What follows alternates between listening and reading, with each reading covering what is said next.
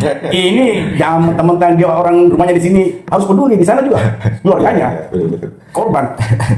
Jadi menindaklanjuti terkait dengan apa yang menjadi fenomena kasus kerusakan lingkungan serta dampak banjir bandang yang terjadi di Morowali Utara ini, kami sebenarnya dari tim Asosiasi Penambang Tanah Pertiwi ini sebenarnya sudah ingin berpikiran untuk melakukan evaluasi terkait dengan peraturan perundang-undangan yang hari ini dijadikan sebagai titik acuan para korporasi ataupun para inspektur tambang tadi. Karena apabila misalnya kita ambil contoh misalnya izin Pak Safri terkait dengan kita ambil contoh misalnya di Undang-Undang Nomor 32 Tahun 2009 tadi kan, yang dimana apabila salah satu pelaku usaha ditemukan melakukan pelanggaran kerusakan lingkungan, dia itu dikenakan sanksi pidana 1 tahun maksimal 3 tahun serta denda 1 miliar sampai dengan 3 miliar. Nah, pertanyaannya, apakah sanksi yang diberikan itu sesuai dengan dampak kerusakan ekologis baik dengan kesenjangan sosial yang terjadi di sekitar lingkar tambang itu, apakah sebanding? Tentunya tidak. Sehingga ini memang sangat menjadi perhatian penting. Iya, saya lihat hukumannya cuma 3 tahun loh. Nah, sangat itu sebenarnya harus kita sangat ringan. Dan itu paling berapa miliar?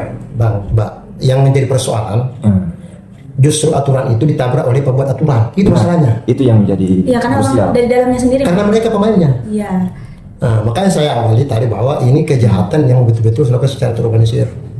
Bicara tentang undang-undang sendiri, yang membuat undang-undang mereka juga yang kemudian pelaku Yang melanggar sendiri. melanggar sendiri. Kenapa saya melanggar sendiri? Karena mereka bagian dari kelompok orang-orang yang kemudian bermain dalam dunia pertambangan. Di situ masalahnya. Nah ini kan ibaratnya Pak Rizal ini aspirasi dari masyarakat lah ya, yang dimana DPR sendiri gitu. DPRD ini kan Kalau menampung kita di aspirasi DPR dari itu Mbak, masyarakat. khususnya DPR provinsi, Ya. kami sudah membentuk tim untuk kemudian turun ke lapangan, ya kan? Dan kita juga sudah mendesak inspektur tambang untuk melakukan audit yang kami berikan amanah oleh undang-undang perpanjangan tangan dari Kementerian SDM, ya toh?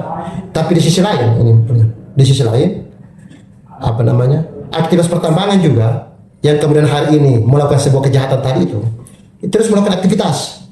Nah, kalau DPR kan tidak punya kekuatan, tidak punya kewenangan untuk kemudian menghentikan, tapi hanya sifatnya merekomendasikan. Ya. Nah, apalagi sekarang kan ada korban jiwa. Makanya saya sampaikan bahwa persoalan apa yang terjadi hari ini yang kemudian menyebabkan terjadinya adanya korban bukan hanya diselesaikan hanya soal administrasi dengan retaliasi terhadap korban. Tapi karena ada pelanggaran di situ, maka harus diselesaikan dengan cara, maksud saya, melakukan pendekatan hukum seadil-adilnya. Nah, kalau ini tidak dilakukan, omong kosong semua itu. Biar upaya apa kita melakukan kalau kemudian kita sendiri melapor itu rekomendasi-rekomendasi itu. Contoh, inspektur tambang berani tidak mengeluarkan rekomendasi? Berani. Pertanyaan kan? Iya. Artinya kalau dia sadar dengan tugasnya, tanggung jawabnya harus. Begitu juga, berani tidak APH, pihak kepolisian melakukan penghentian soal itu? Seharusnya berani. Tapi kan faktanya mereka tidak, dengan berbagai macam argumentasi dan lain sebagainya. Ini juga menjadi PR buat kita semua.